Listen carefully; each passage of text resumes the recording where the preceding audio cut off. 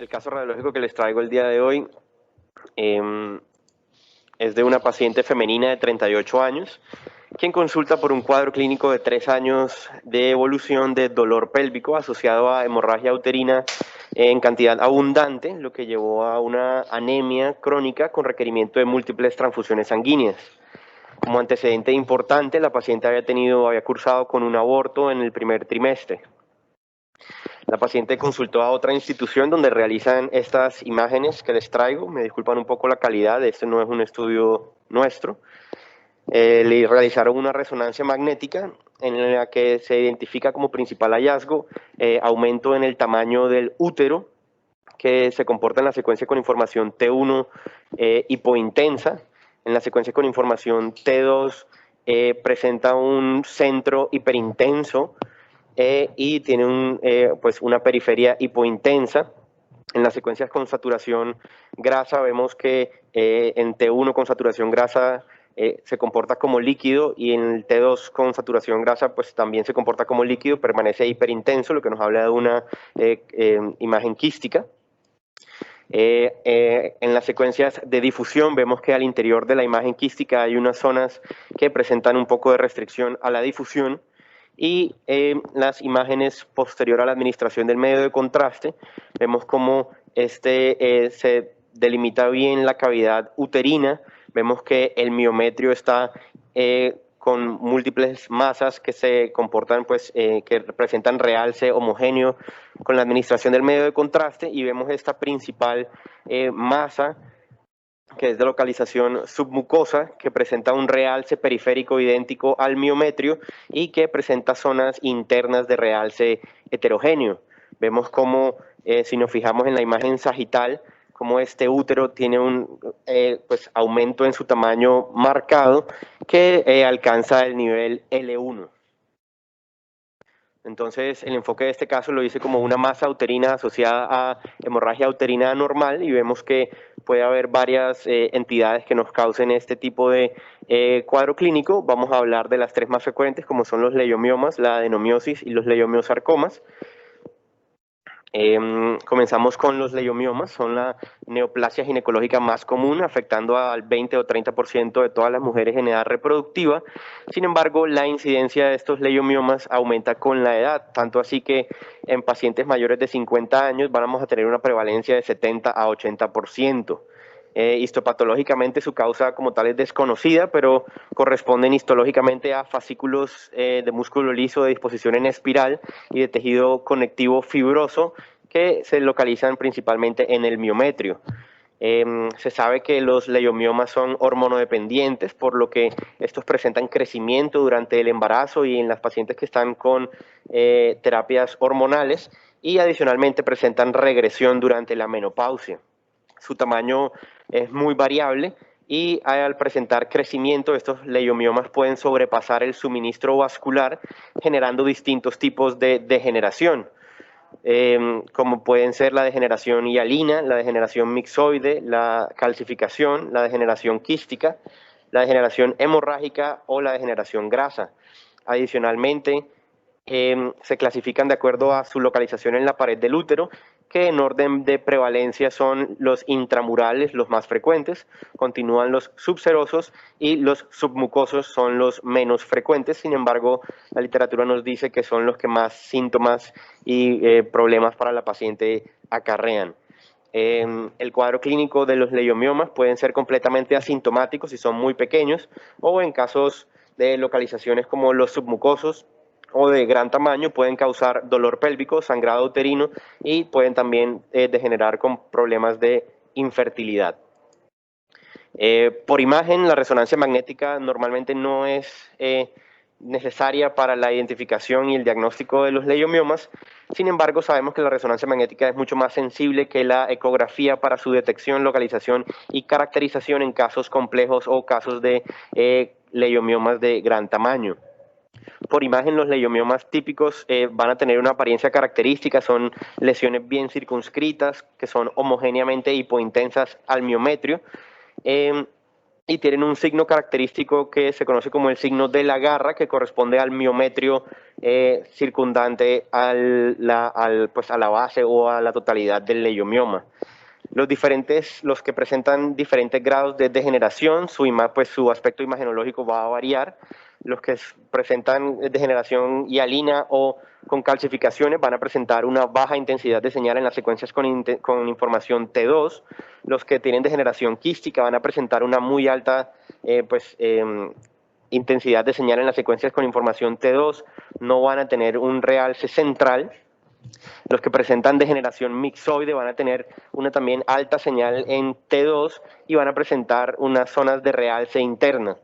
Las que presentan degeneración hemorrágica presentan pues característicamente alta intensidad de señal en T1, que se comporta hipointensa en las secuencias con información T2.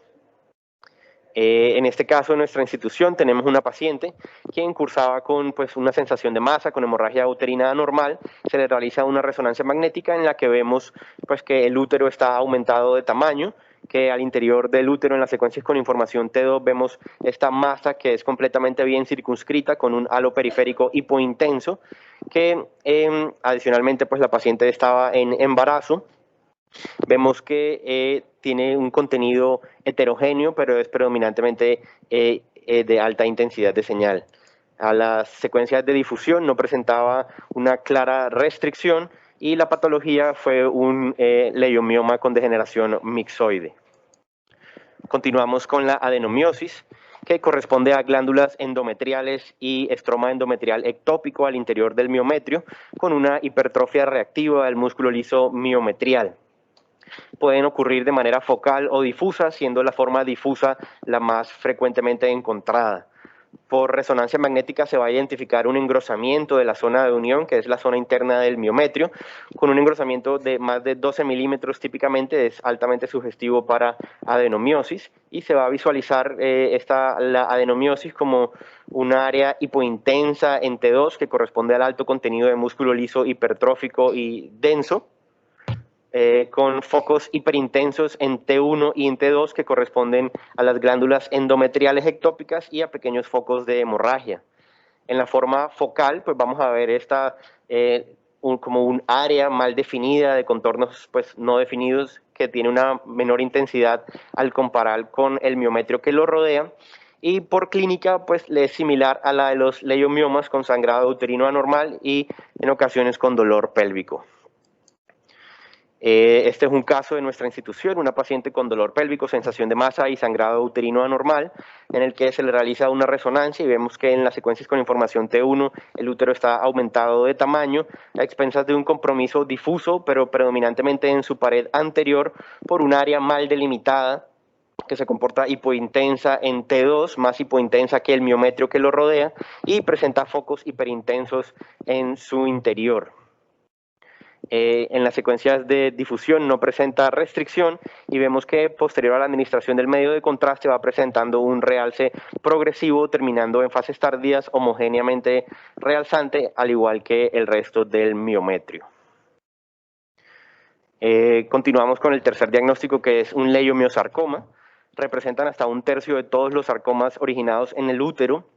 Se cree que se pueden originar del tejido conectivo de los vasos sanguíneos uterinos o se pueden originar de novo de la musculatura uterina.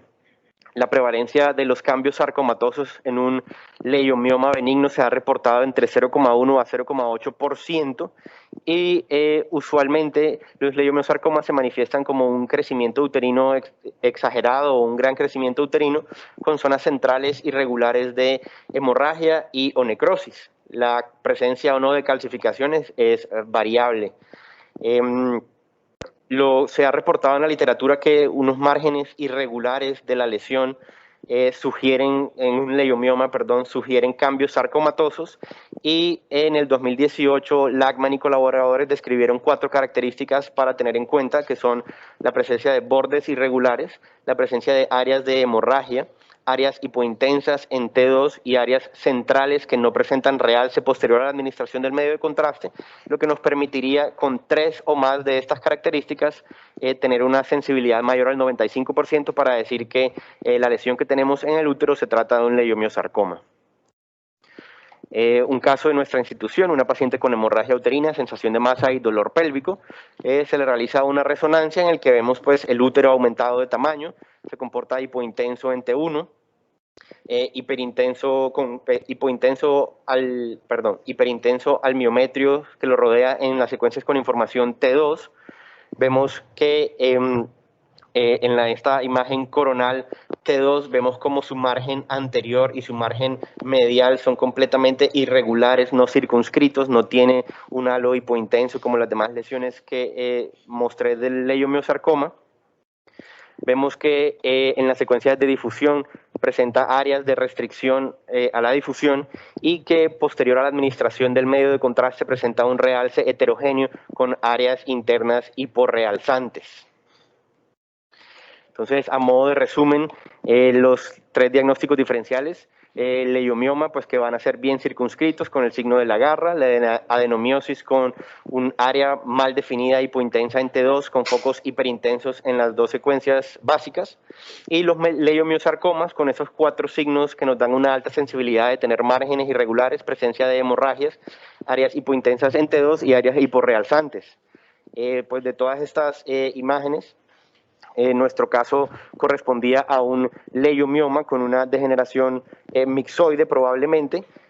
Sin embargo, la paciente nunca había tenido hijos, como les comenté, y ella pues prefirió un tipo de manejo que no fuera el ofrecido por el servicio de ginecología, que era la histerectomía.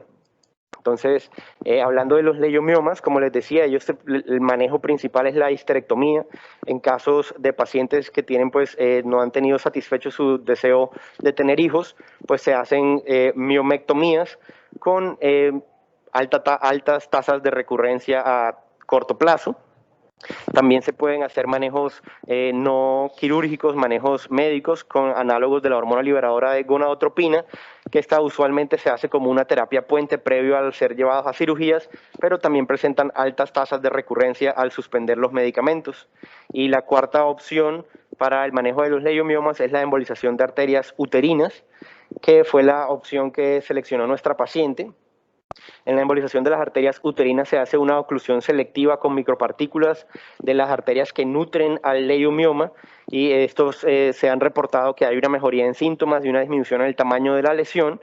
Se trata pues de una herramienta, una opción conservadora de útero que evita una cirugía invasiva y que es altamente efectiva, con tasas de efectividad reportadas a 5 años de más del 75%. A nuestra paciente, pues el servicio de radiología intervencionista la llevó a embolización de arterias uterinas, en el que se punciona la arteria femoral, se navega hasta la arteria ilíaca interna o hipogástrica, luego de manera selectiva con un microcatéter se seleccionan las arterias uterinas y se llega hasta las arterias que nutren este gran leiomioma, que vemos que son arterias de gran tamaño y muy tortuosas, y en estas secuencias más tardías se delimita perfectamente toda la masa que les mostré por la resonancia.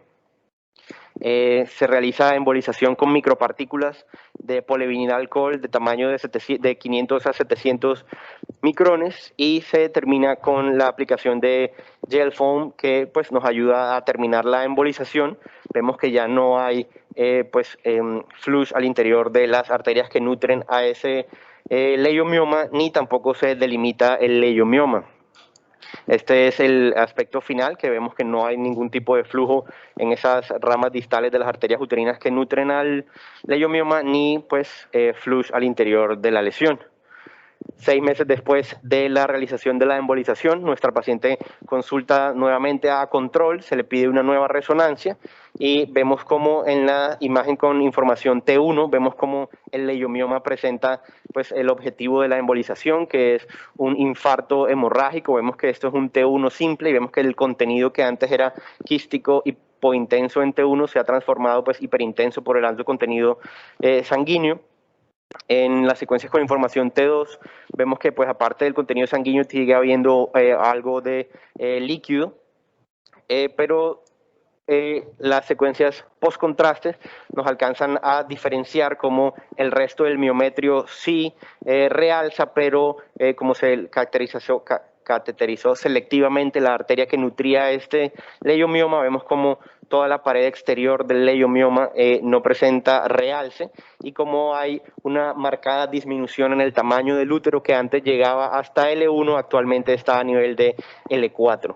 En la imagen más tardía, post contraste, vemos como todo el miometrio del útero sí realza, y mientras que la lesión principal, que fue la que se embolizó, no presenta ningún tipo de realce, que era pues el objetivo de la caracterización selectiva de la lesión. La paciente actualmente sigue en controles y con una mejoría sintomática. Muchas gracias.